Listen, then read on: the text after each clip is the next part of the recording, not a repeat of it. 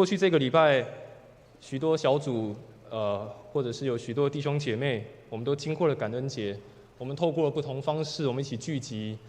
透过分享，透过祷告，透过饮食，我们一起向神献上感谢，也向神献上感恩。感谢过去的这一年，或许有高山有低谷，但上帝的恩典总是够我们用。在这个礼拜，除了过了感恩节之外，在台湾昨天有一个非常重要的事情，就是昨天经历了一场选举。或许在这场选举结束之后，跟一些人的期待不一样，跟一些人所想象的事情不一样。但是千万不要忘记，在这些事情的背后，上帝仍然掌权。圣经的话语说：“倚靠耶和华，强势依赖王子；倚靠耶和华，强势依赖人。”或许在这样的选举过后，在台湾会有一个新的面向，在台湾会有一些不一样的改变。但是不要忘记，能真正可以帮助我们的，真正在我们生命当中作王的，仍然是这个耶和华神，仍然是这位恩典够我们用的神。我们一起来做一个祷告。我们的父神，谢谢你，谢谢你再次带领我们来到你的圣殿当中，一起来敬拜赞美你。主啊，求你帮助我们，让我们在这个时候安静我们的内心，打开我们的耳朵，也打开我们的心，好让你的话语进入到我们每一个人的心中，帮助我们，使我们所听的成为我们生命当中的帮助。也祝福我们今天所有的弟兄姐妹，让每一个来到你圣殿当中的，都领受从你而来属天的祝福以及丰盛恩典。我们这样祷告，奉主耶稣的名求，阿们。许多人可能都有看过这部的卡通，以前是卡通，后来被改拍成真人版，叫做《阿拉丁》。这个阿拉丁呢，他捡到了一个神灯，那神灯里面就跑出一个精灵 ，OK， 那这个精灵就告诉他说：“你有3个愿望。”好，那一开始阿拉丁捡到这个神灯的时候，他被困在山洞，所以他就许了个愿望，说他要离开那个山洞。后来他又有2个愿望，然后他想要当王子 ，OK， 所以这个阿拉丁拿到这个神灯的时候，他就开始在想：我拿到这个神灯，我可以做些什么东西？然后我可以怎样去改变我现在生活的状况？我不知道，如果有一天你真的在路上然后捡到一个神灯，然后突然神灯磨一磨，突然一个精灵跑出来你会许什么愿望？他跟你说你有3个愿望。当然有听过有人版本说，你就跟精灵说我要再10个愿望，你就有很多愿望可以许。但是我们可能都有一些期待，我们可能都有一些想法，特别在我们的生命当中，我们都在想，我们都有一些不同的计划，希望它可以发生，甚至可以照着我的想法去完成。生命每一个阶段都有想要完成的事情，学生阶段有我们期待的事情，特别在学生阶段，我们就很希望可以赶快长大，可以赶快离开台南，到外地去读书，远离爸妈，可以有自己的生活。然后到了开始要工作的阶段，就想说哇，找一个稳定的工作，找另外一半，可以结婚，然后美满的家庭。不同的阶段，我们都有不同的想法，我们都有不同的期待，想要去完成。我们都有自己的计划。在台湾当中，有一首非常出名的民谣，叫做《思想起》，它是一首台语的歌。这首歌是恒春当地的民谣。早期那些先民到恒春去开垦的时候，许多人是外地人，所以他们到恒春那个地方，当时去开垦还只是一个非常荒芜的地方，所以他们边开垦的时候，他们就边唱起了这首歌。这首歌《思想起》的内容，它事实上唱出了他们过去在他们家乡的回忆。接着，他们也唱出了在现在他们工作心情、工作的内容。最后，他们唱出了一个部分，是他们对于未来的期待。我们现在站在2022年的11月的最后一个礼拜，再1个月我们就要跨年了，今年要结束了。回头想想，今年如果让你思、让你想、让你起，你会想到什么样的事情？或许在今年当中，我们有一些计划没有照我们的期待所发生，甚至我们很多计划就被打乱了，意想不到的事情就发生了。但是我们一起来思考，在这些期待的背后，甚至在这些失望、期待落空的时候，我们可以如何有不一样的角度去思考？甚至我们可以选择一个不一样的方向。我们今天所看的经文是记载在诗篇126篇。这个诗人他写了一个非常美的一个诗歌，而且是一个非常特别的诗歌。这个诗歌的背景是当时以色列人他们遇到了一个非常大的困难，他们的国家遇到了3次灭亡的危机，他们经历了3次的被掳，被掳到非常遥远的巴比伦帝国，但是他们也经历了3次可以回到耶路撒冷，回到他们家乡的生活。第一次在606年的时候，第二次在597年，然后最后是586年的时候，整个国家就毁灭了，整个犹大国就消失了，就被毁灭了。但是没想到过了70年后，上帝再一次带领他们回来。536年，所罗巴伯带了第一批以色列人回来，接着以斯拉又带了一批回来，接着尼希米又带了一批回来。这是在他们所有人当中可能没有想到的，甚至是在他们一直期待，好像觉得期待快要落空的时候，就突然发生了。在原本的耶利米书的先知耶利米，他所预言的一件事情，他告诉这些以色列人：你们不听从上帝的话语，告诉这些以色列人，你们悖逆耶和华，所以上帝对他们宣判的一件事情，告诉他们说：这全地必然荒凉，令人惊骇。这些国家要服侍巴比伦王70年。所以当时的先知告诉以色列人，告诉他们这件事情，就是你们国家会灭亡，而且你们会成为别人的奴隶70年。但是也给他们一个应许，给他们一个盼望。耶利米在耶利米书29章，耶利米先知他也这样说，他说：耶和华说，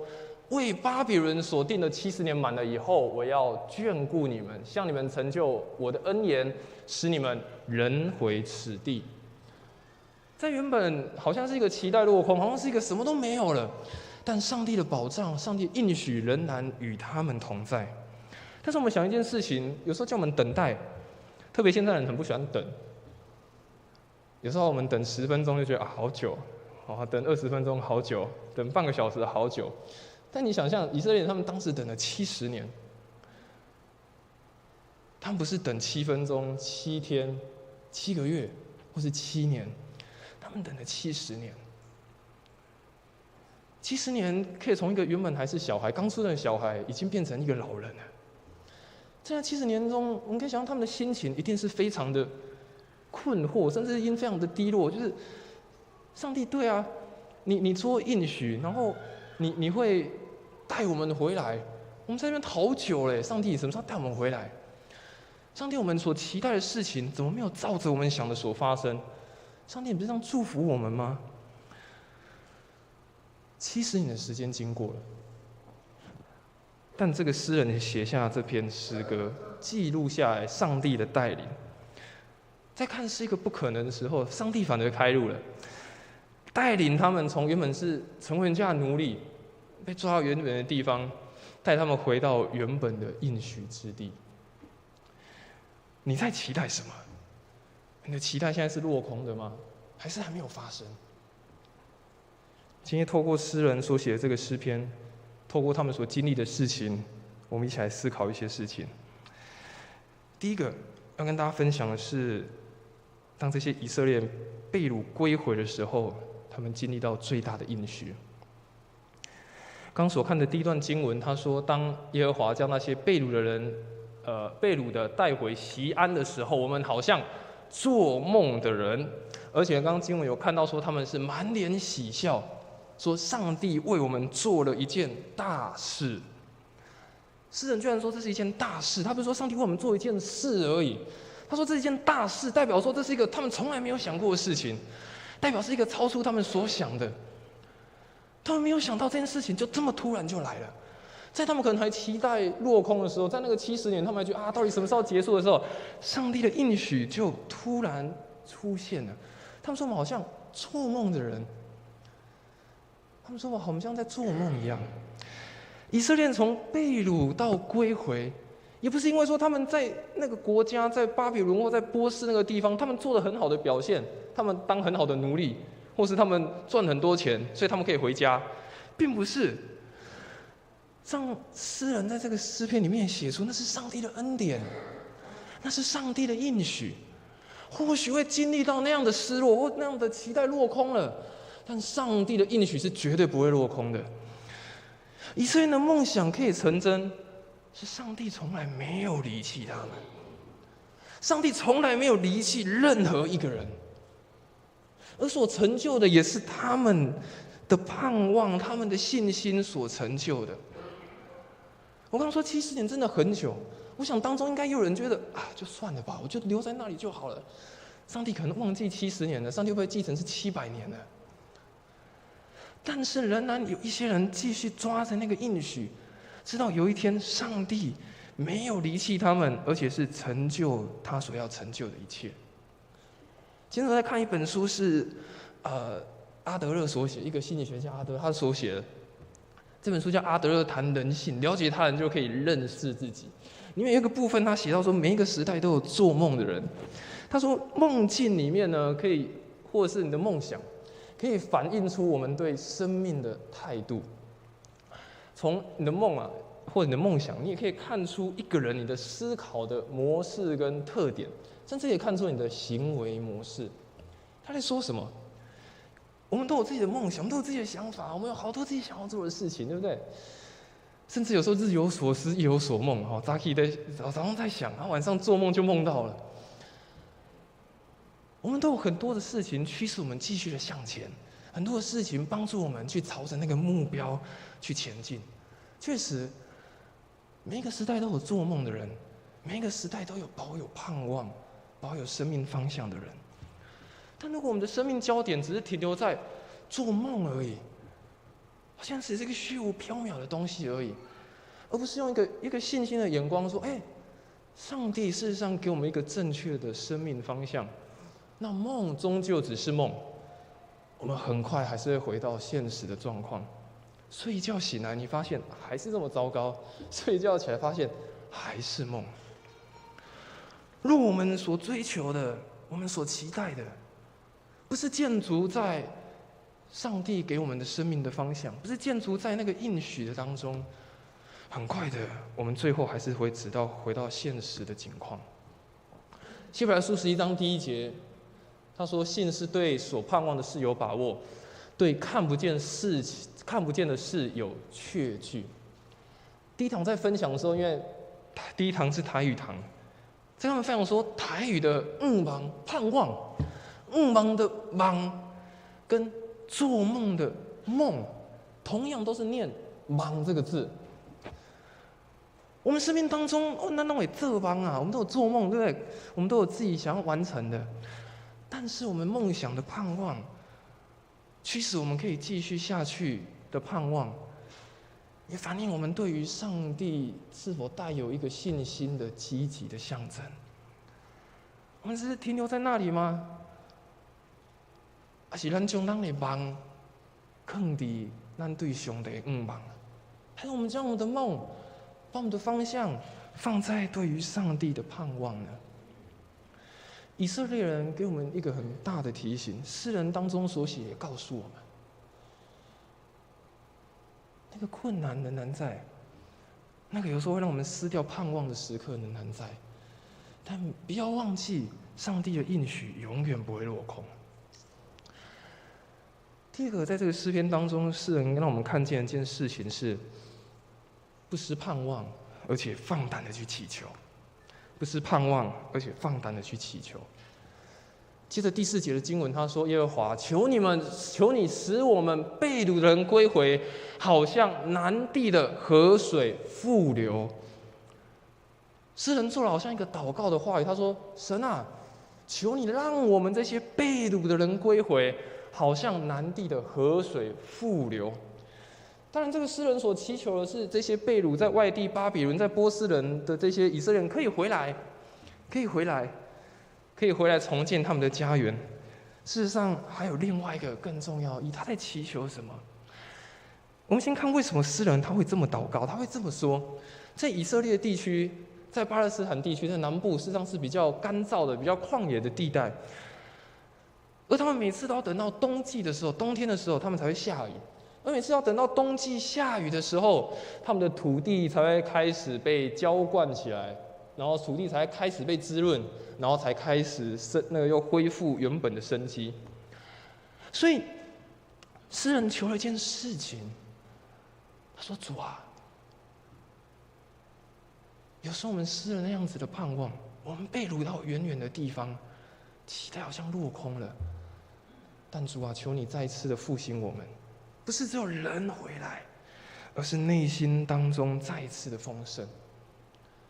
当他没有失掉那个盼望之后，他下一个跟神求的是：神啊，让我们的生命从原本的干渴，再次回到丰盛的境界。事实上，诗人说那个被掳的归回，原本的意思也在说从苦境当中转回来，从那个原本觉得很痛苦的环境，觉得不可能的环境，从那个你觉得啊没有盼望了。诗人说，被掳的人归回，不是指那个人回来而已，而是从那个苦境当中，从那个你觉得不可能当中，再次的回来，回到上帝的祝福当中。而且特别第9，我们看到那个做梦的人，不是指一个只有盼望或者是一个想法的人，做梦的人在原本的意识当中，还有只是身体恢复健康的人。诗人求一件事情，神啊，过去都一直在那样的失去盼望，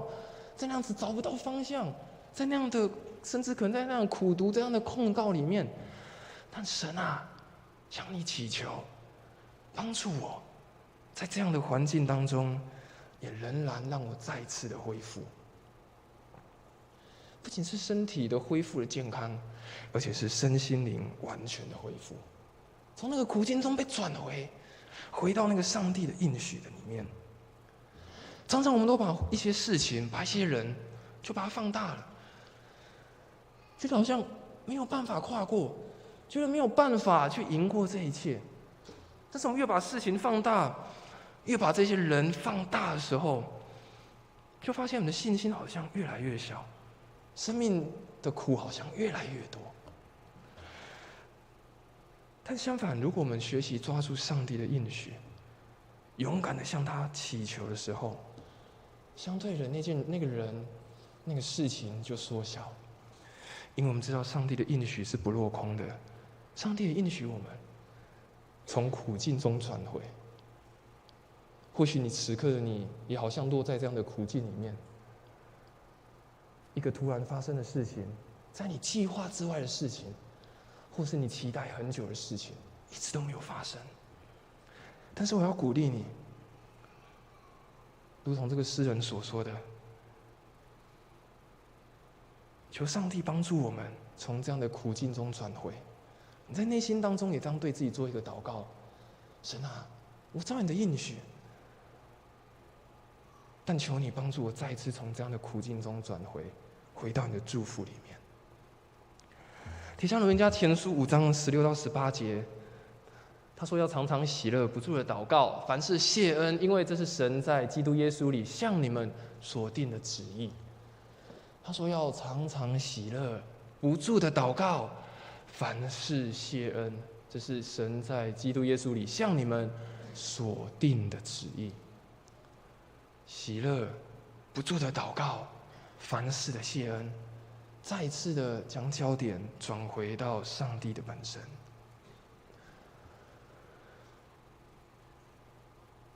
最后，诗人在这个诗篇当中做了一个结尾。他说：“流泪撒种的，必欢呼收割。”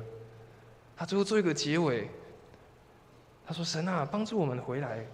再次的回转。”但是他也说，告诉这些以色列人，也鼓励我们说：流泪撒种的，才能欢呼收割。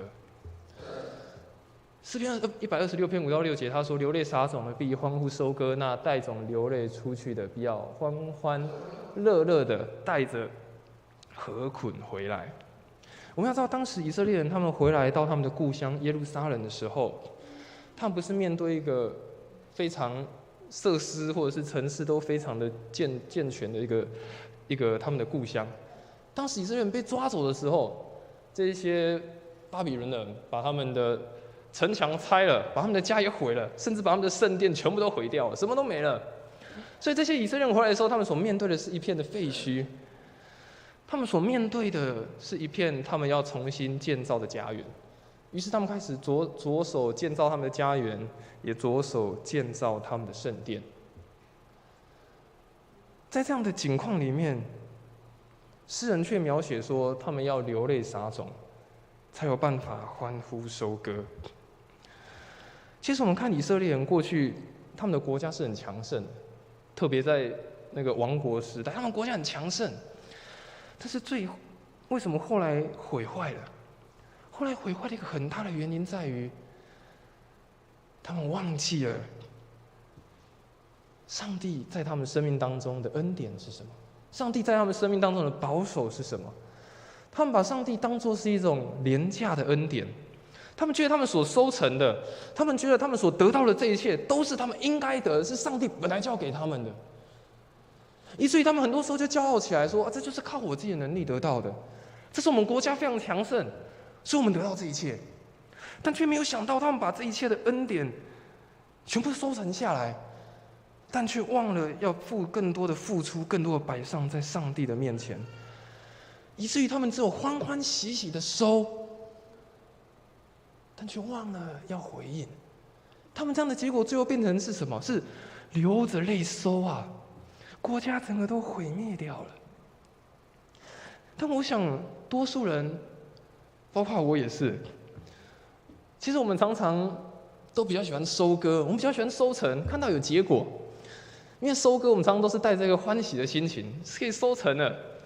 然后可以得到你原本计划的一些的成果，你觉得很开心。但是我们常常不喜欢撒种，我们常常不喜欢中间的那个过程，因为那个过程常常会让我们觉得要流泪，要花很多的时间。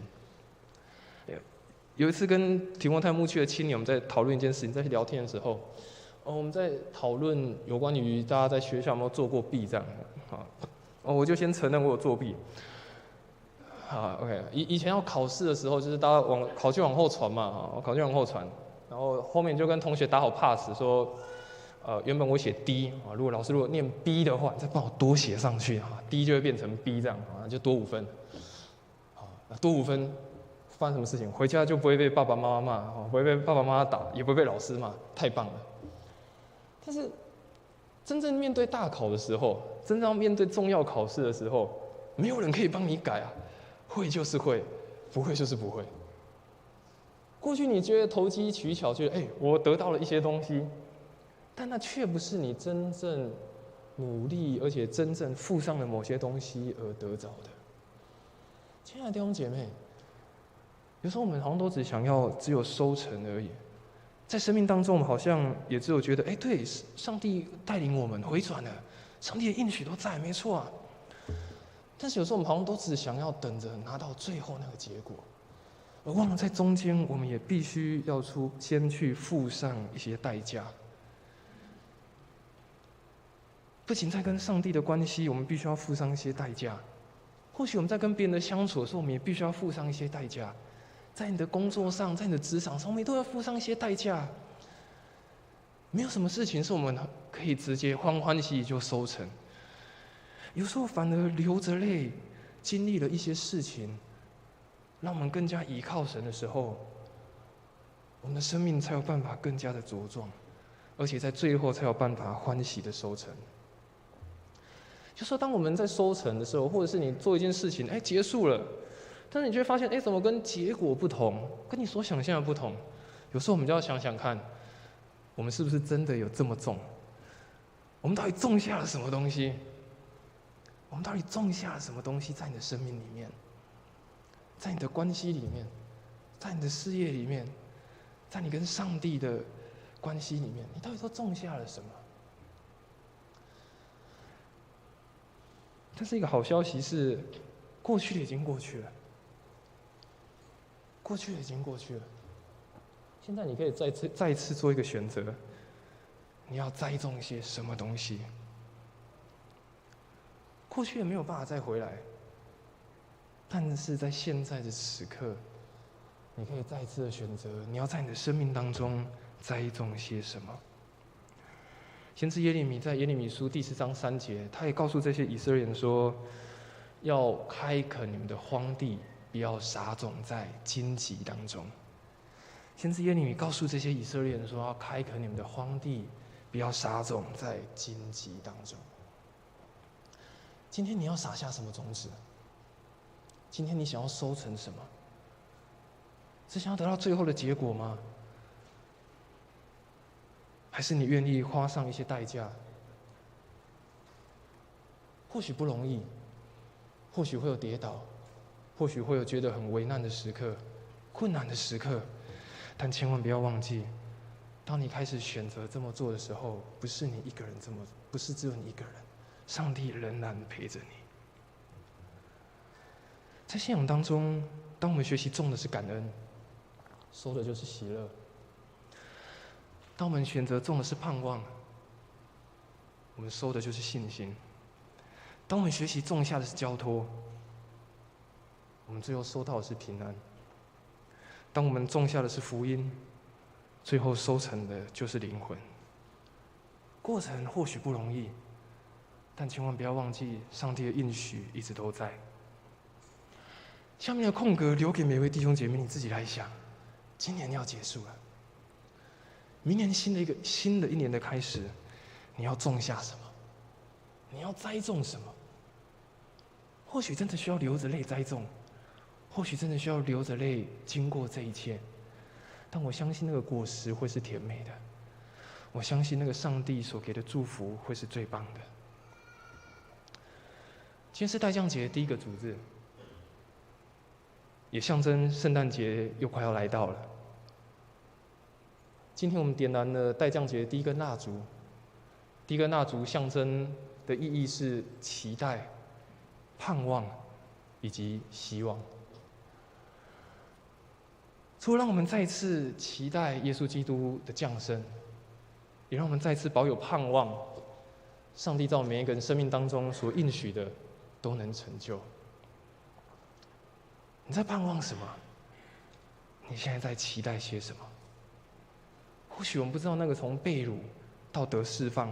多远才成就，我们不知道流泪撒种到欢呼收割要经过多长的时间，我们不知道从困难到祝福要走多远的路，但是不要忘记，仍然对上帝保有全然的信心以及全然的盼望。用信心去期待，有一天在上帝的保护当中、上帝的带领当中，满口喜笑的时刻，而且收割那个盼望的结果。因为上帝祝福每一个人，特别正处在困境、处在失望的人，保有盼望，